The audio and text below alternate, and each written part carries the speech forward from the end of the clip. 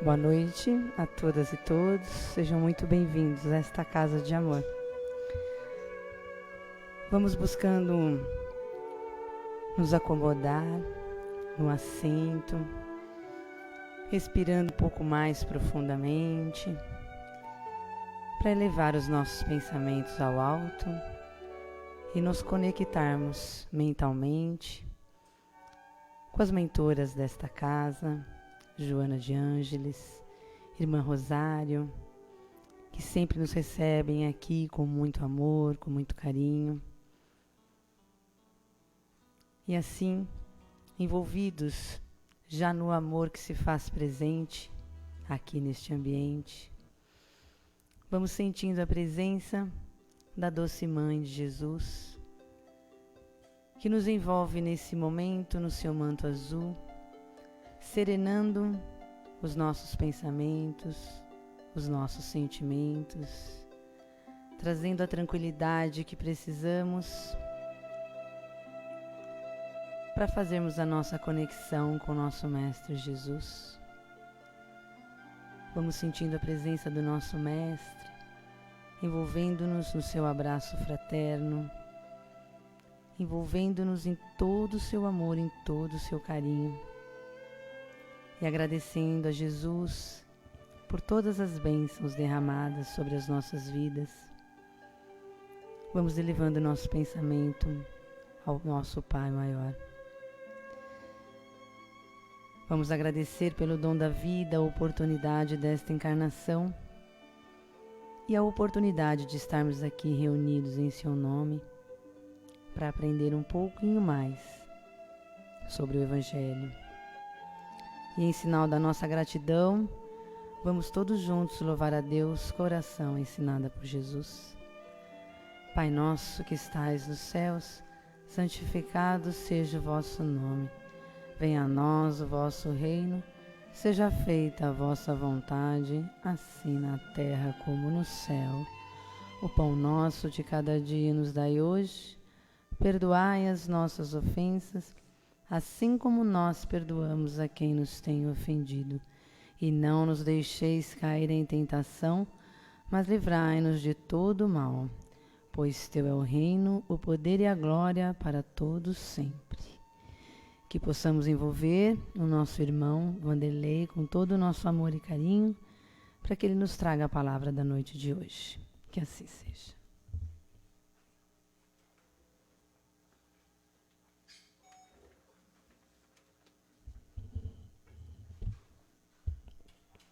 Boa noite, queridas irmãs e irmãos em Cristo, que seu amor nos envolva e que suas bênçãos se derramem sobre nós. Como o mês de dezembro está aqui batendo a nossa porta, e como nesse mês nós temos uma celebração importantíssima, porque ali celebramos o aniversário daquele espírito de maior luz, de maior nobreza que já passou aqui por esse planeta. Alguém tão importante que modificou até a contagem do tempo na história. Hoje se contam os anos, tantos séculos antes de Cristo, tantos séculos depois de Cristo. Então vejam que realmente é alguém que merece todo o nosso respeito, toda a nossa consideração, principalmente pelas lições de amor que nos trouxe, colocando a nossa vida no rumo certo do nosso aperfeiçoamento, da nossa evolução espiritual. Mas como foi que ele chegou até nós? Então, o nosso tema de hoje se chama As Mulheres Maravilhosas na Bíblia. E nós vamos perceber que Deus se valeu de uma série sequencial de mulheres durante toda a história sagrada para fazer com que esse seu Filho unigênito chegasse até nós com a sua maravilhosa mensagem. E onde é que tudo isso começou?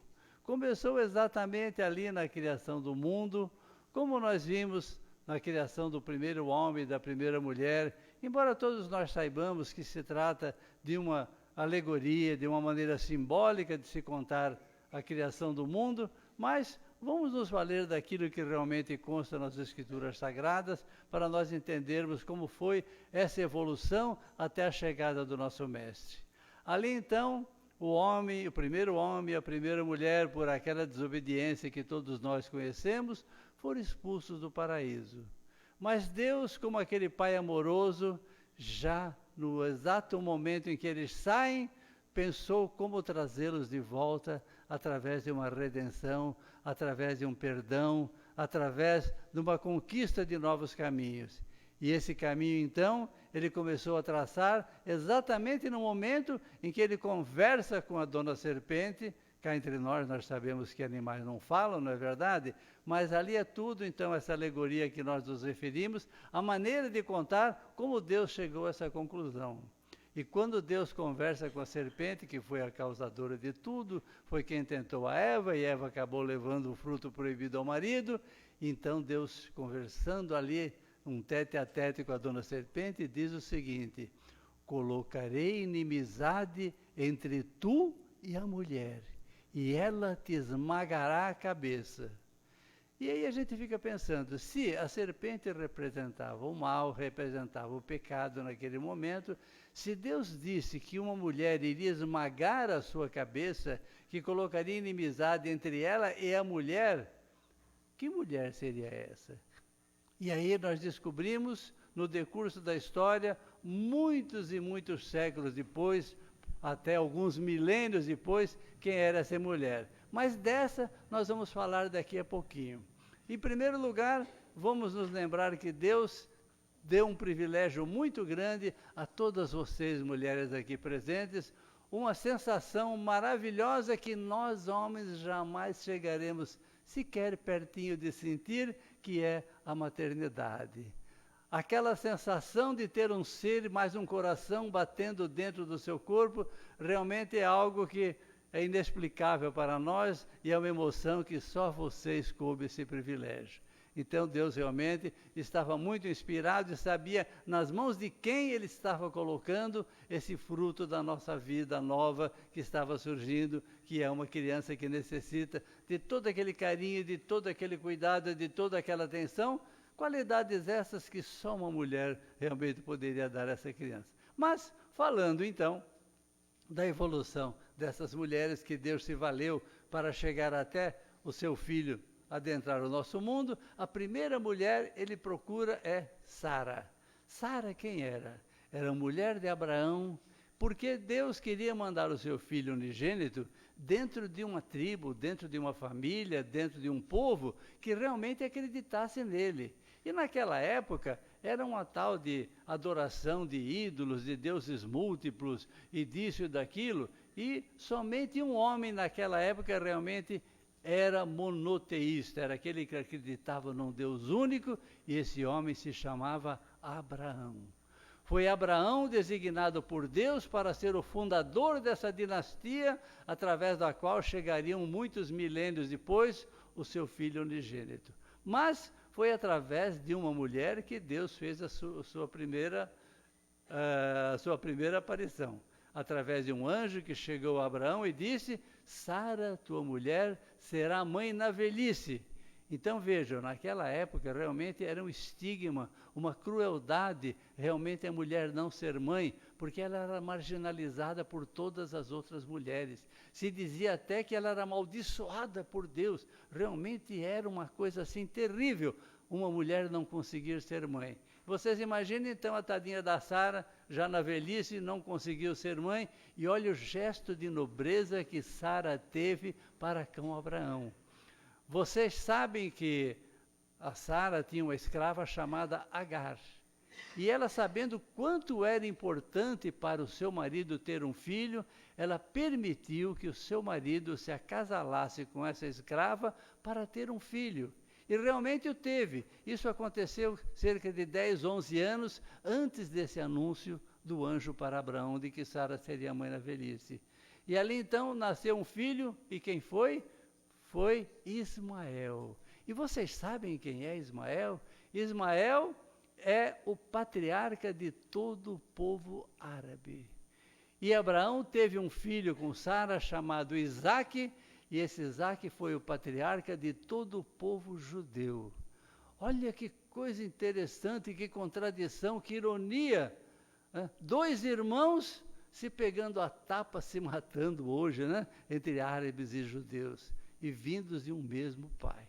Bem, mas esse não é o nosso assunto. Então Sara, ali teve o seu filho, teve as glórias de ser mãe, e ela teve então um único filho que foi Isaque.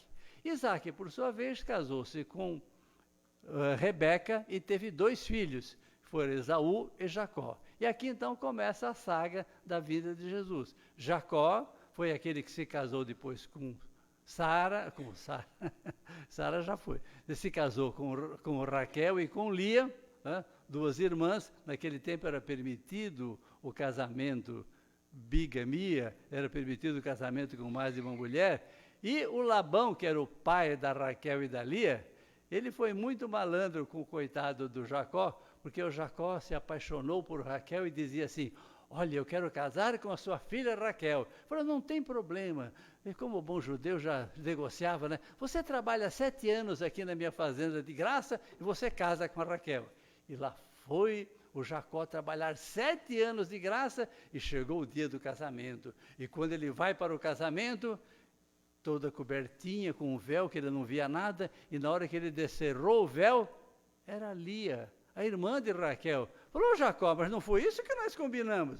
Falou, pois é, mas você sabe que é Lia, é a filha mais velha, e a filha mais velha tem que casar primeiro. Mas você sabe que pode se casar mais de uma vez, então você pode casar com Raquel. Trabalha mais 7 aninhos para mim, e lá foi ele. Bem, mas a nossa história termina aqui, só para dizer assim que ele teve essas 2 esposas, e aí então teve aquela dinastia toda, né? Jacó teve 12 filhos que deram origem às 12 tribos de Israel.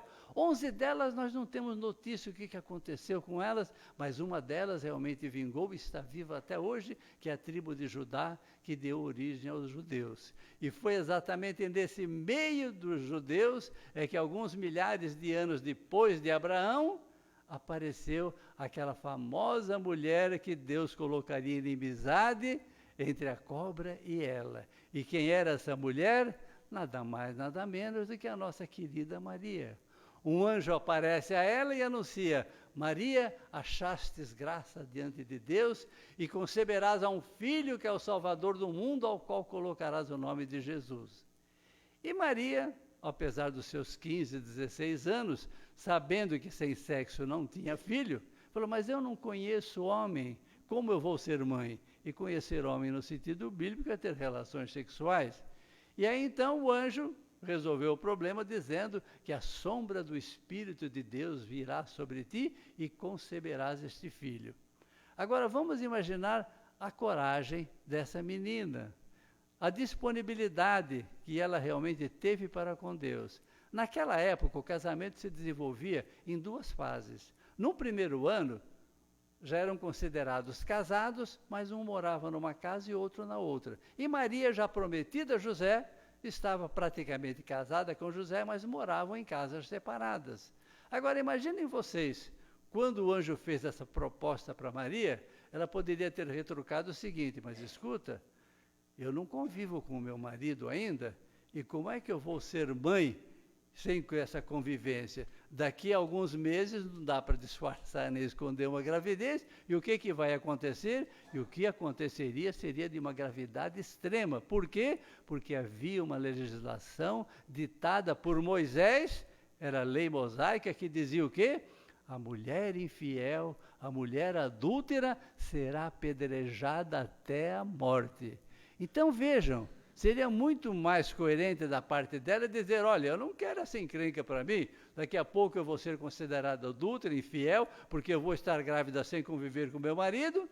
E ela somente falou 2 frases para nós entendermos a sua coragem, a sua disponibilidade e a sua fé. As 2 frases que Maria falou foram, eis a escrava do Senhor, faça-se em mim segundo a vossa vontade. Depois nós sabemos que aquele mesmo anjo que apareceu a ela, apareceu em sonho a José e o convenceu a aceitar aquela paternidade. E se não tivesse aceito, pois é, então realmente ela demonstrou toda essa coragem. E com essa coragem, ela realmente foi a mãe do nosso Salvador, foi a mãe de Jesus. Mas vejam que Deus estava de olho nas mulheres e quis presentear mais uma mulher naquela mesma época. E quem ele escolhe? Ele escolhe a prima de Maria, que se chamava Isabel, que era casada com Zacarias. E, coincidentemente, assim lá como com Sara, Isabel também não conseguia ser mãe. E o Zacarias estava lá no templo, tomando conta do lugar mais sagrado do templo, que se chamava Sanctus Sanctorum, onde eram guardadas as tábuas da lei, e se acreditava que ali estava a presença do próprio Deus.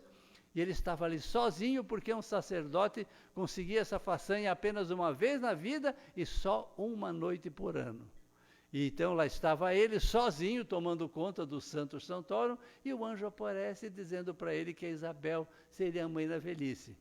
E o Zacarias quase que morreu de rir. Ele falou, mas se ela não conseguiu ser mãe quando era nova, agora na velhice, você está enganado. E então o anjo simplesmente jogou uma praguinha, ele falou, então já que não acreditas nisso, ficarás mudo até que tudo isso se concretize. Amanheceu o dia, Zacarias saiu de lá querendo contar para todo mundo o que tinha acontecido, mas a boquinha tinha murchado, travado, e ele não conseguia falar nada e ficou mudo até o dia em que levaram João Batista para ser apresentado no templo, oferecido a Deus. Naquele dia, então, todos os vizinhos, sabendo que eles esperavam esse filho durante tanto tempo, queriam colocar nele o nome de Zacarias, que era o nome do pai. Mas o anjo havia dito a Zacarias que colocarás nele o nome de João. E Zacarias, então, ainda mudinho da Silva, pediu uma tabuinha de cera, que naquela época não tinha papel, e na tabuinha de cera pegou um estilete e escreveu, o nome dele é João. E aí a sua língua se destravou e aconteceu tudo isso que você já sabe. João foi aquele que preparou os caminhos para Jesus, para a sua chegada, para a sua pregação. Mas vamos falar só uma palavrinha dessa mulher Isabel. Vamos imaginar qualquer mulher aqui presente que carregasse o estigma até a sua velhice de que não era mãe e que por causa disso ela era amaldiçoada e marginalizada por toda a sociedade. O que uma mulher normal faria no momento em que descobrisse que estava grávida? Olha, tocaria 1000 trombetas e estaria anunciando para todo mundo que não era mais amaldiçoada, que ela ia ser mãe. E o que Isabel fez? Fez alguma coisa parecida? Não. Isabel se trancou na sua casa e ficou lá os 9 meses, humildemente escondendo de tudo e de todos a sua gravidez. Então veja a humildade que teve essa mulher, como Deus realmente sabe escolher as suas parceiras no momento de fazer as suas boas ações, não é verdade? E aí então, o que aconteceu? Maria deu à luz a Jesus, ia começar a sua pregação, mas antes dele começar a pregação, ele vinha passando por um lugar chamado Samaria. Para quem não sabe, já ouviu falar daquela parábola do bom samaritano? Jesus conta essa parábola porque os samaritanos e os judeus eram inimigos de morte. Então ele quis dizer naquela parábola que alguém que era samaritano acudiu um judeu caído ali que era seu inimigo. E os outros 2 que passaram, um era sacerdote, o outro era levita, e eram judeus e ninguém acudiu o ferido. Então, para Jesus mostrar quem é o seu próximo. Mas nós queremos falar de Isabel, estamos falando aqui desse momento em que realmente aconteceu que Jesus estava providenciando a chegada a este mundo. E o que aconteceu? Antes dele começar a sua pregação, ele estava atravessando a Samaria. E quando ele está atravessando a Samaria, ele chega até um poço. Naquela época era comum, no poço, uma mulher vinha com o seu cântaro, vinha com o seu balde, catava aquela água e levava para casa, porque era a única maneira de se conseguir uma água, que era uma região desértica. E Jesus então está sentado ali na beira do poço, somente acompanhado de João Evangelista, aquele que modestamente dizia que era o discípulo que Jesus mais amava. Os outros discípulos tinham ido à cidade comprar mantimentos. Essa mulher samaritana chega lá no poço para pegar a sua água. Mas a mulher samaritana sabia que toda mulher daquela época não poderia dirigir a palavra a um homem sem a presença física do seu marido. E ela chegou já meia assim, né, receosa. Quando ela viu a traje de Jesus, ela percebeu pelo seu modo de vestir que era um judeu. Falou, além de homem, ainda é um inimigo do meu povo. Mas ela tinha que pegar a água, foi lá e tira a água do poço e coloca lá no cântaro. E Jesus então fala, mulher, dá-me de beber. Nossa, ela ficou apavorada, porque ele havia dirigido a palavra a ela. Mas Jesus, então, para atenuar, falou: se soubesses da água que eu te peço, a água que eu posso te dar, tu jamais terias sede por o resto de tua vida. E ela falou: então quer dizer que eu não precisaria mais vir até este poço? E ela entendeu a sede, a água no sentido material, quando Jesus estava falando do sentido espiritual. Ela falou: os nossos antepassados dizem que um dia chegará aquele que nos trará a salvação, é o Messias prometido. E pela primeira vez que Jesus se refere à sua missão, ele declara essa missão para quem? Para a samaritana, uma inimiga, uma mulher. E ele então diz a ela: pois sou eu exatamente este prometido. Então vejam que Jesus fez questão de contar a respeito de sua missão, primeira vez, para uma mulher. Se vocês olharem a história lá na frente, Jesus morreu crucificado, ressuscitou. Vocês lembram para quem que Jesus apareceu pela primeira vez? Para Maria Madalena. Não foi uma mulher qualquer. Maria Madalena era uma devassa, era uma cortesã. Alguns dizem até que era uma prostituta, mas ela realmente se converteu e se tornou uma das mais fiéis discípulas de Jesus, a tal ponto que ele fez questão de aparecer a ela, uma mulher, homenageando vocês novamente pela primeira vez. E se não bastasse por aí, vamos imaginar também o procedimento de Jesus com a sua mãe.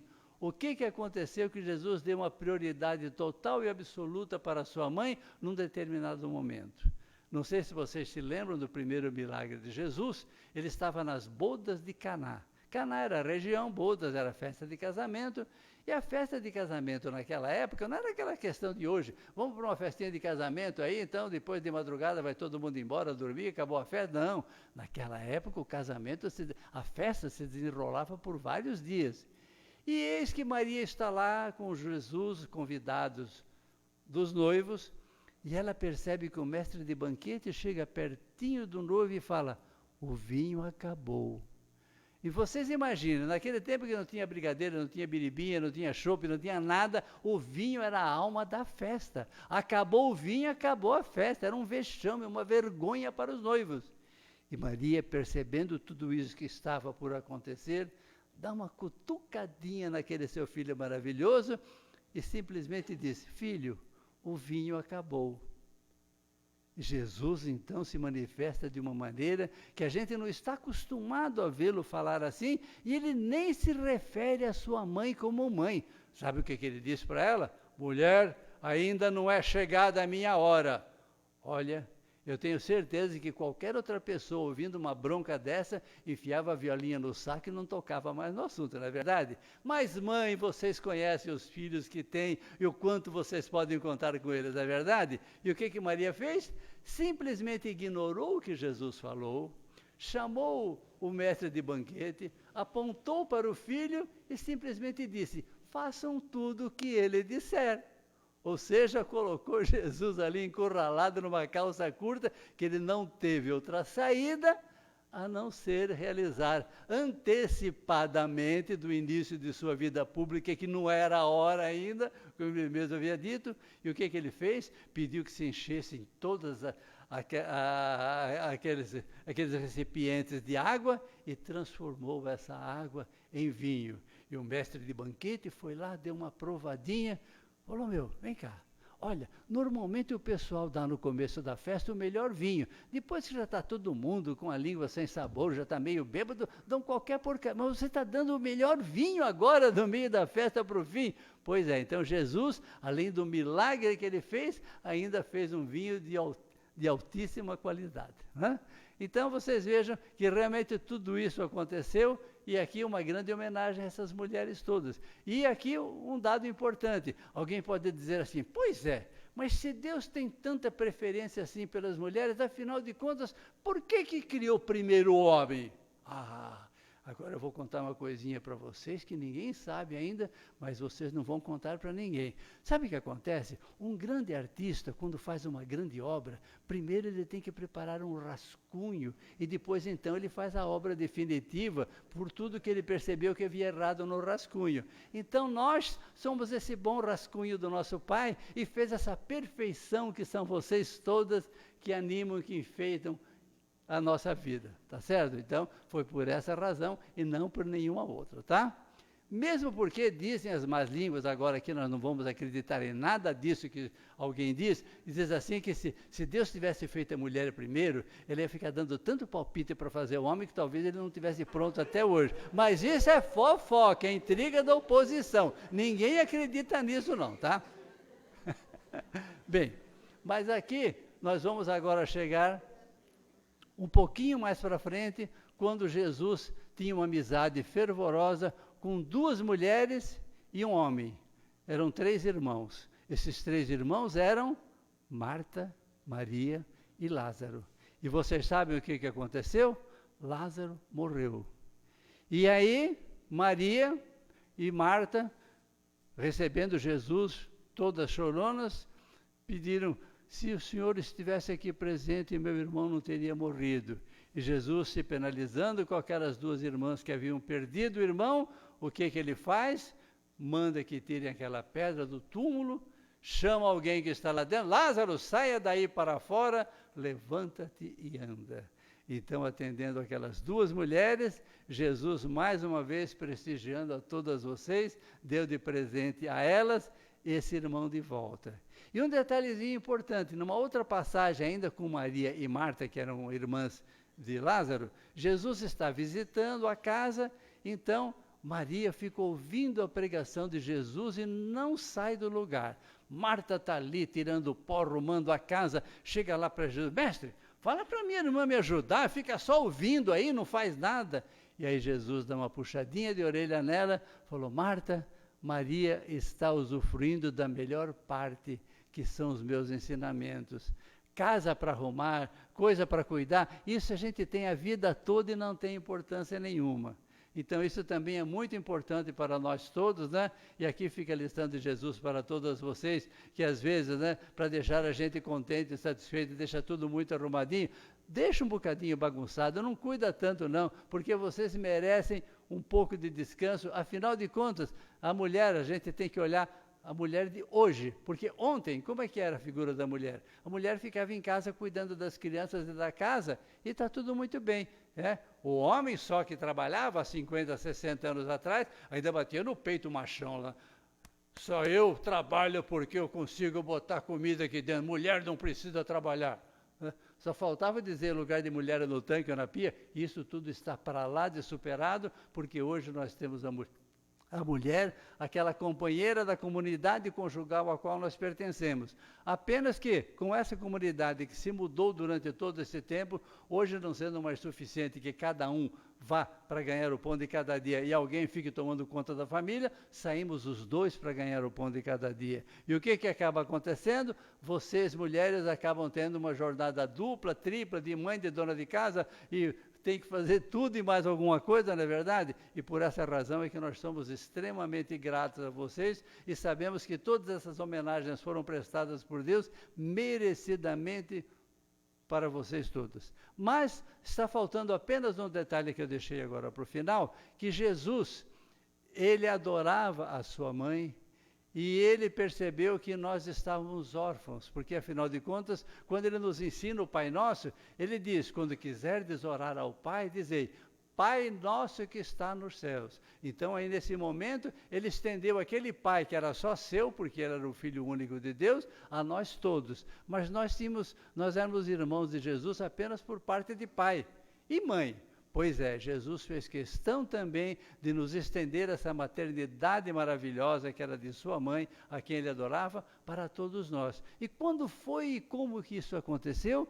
Quando Jesus está ali na cruz, nos seus últimos momentos, se vocês lembrarem, apenas 2 pessoas estavam ao lado de Jesus. Era João, evangelista, aquele discípulo fiel, e Maria. Mãe que não abandona o filho em situação nenhuma e principalmente numa situação dessa de dor que ele estava passando. E naquele momento Jesus, então, apesar de estar nos estertores, numa agonia, ele fez questão de falar aquela frase que transformou Maria também em nossa mãe. Ele olha para João, olha para Maria e diz: filho, eis aí a tua mãe. Depois olha novamente para os dois e fala: mãe, eis aí o teu filho. E foi nesse exato momento que todos nós nos tornamos irmãos desse mestre tão querido. Já éramos por parte de pai, agora por parte de mãe. Então vocês vejam que realmente nós estamos muito bem servidos de mãe. E graças àquela ação lá naquele casamento, vocês lembram?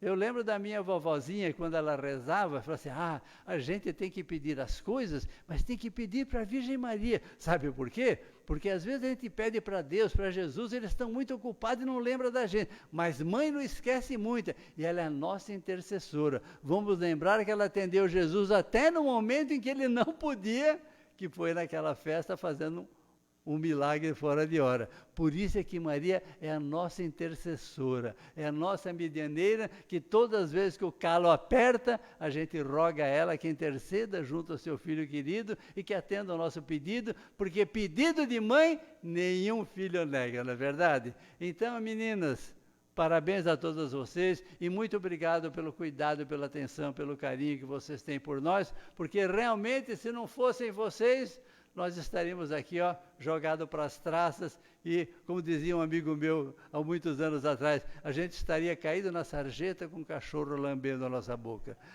Muito obrigado e que Deus abençoe a todos. Uma boa noite.